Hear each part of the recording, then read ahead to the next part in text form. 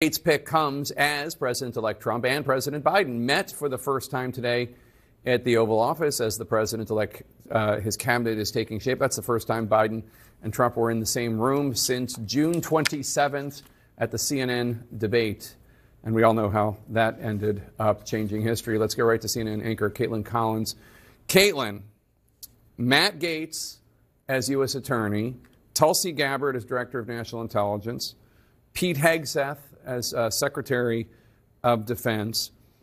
One of the things that I can discern in this is these are people who are A, good on television, all of them, and B, have been vociferous defenders of Donald Trump's, especially on Fox. Well, and also the way I've been talking about how this process has played out, because I think today is kind of sending shockwaves through certainly Capitol Hill as you're seeing Senate Republicans respond to these announcements from Donald Trump of who he's picking in this, is that the announcements started out and people were like, okay, what we were hearing from more moderate mainstream Republicans was, not these fervent, outrage over what was happening with Susie Wiles as the chief of staff, the Marco Rubio, which was confirmed today as Secretary of State, Mike Waltz as the National Security Advisor.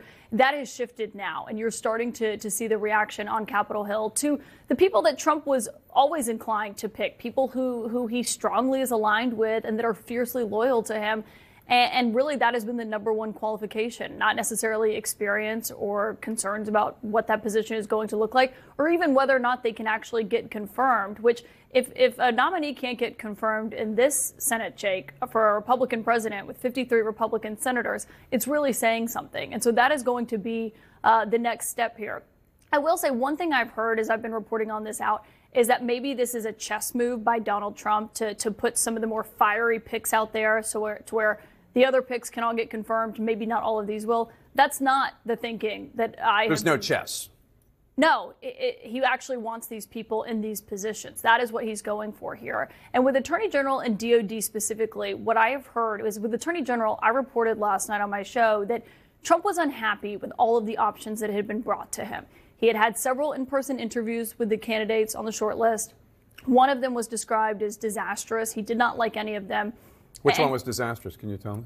No, and I'll work on that. But and so certainly it was essentially at a point last night where he had no attorney general pick. And so here we are. That's how quickly he made this decision. With Pete Hegseth, it was kind of a similar situation where he was called on Monday, got down to Mar-a-Lago on Tuesday, and was announced last night, obviously. And so you're seeing just how quickly this is happening when he's not liking the people that are on the short list that has been prepared, been vetted, been thought about by this team for months now. And this is how the Trump cabinet is shaping out. Some of them I would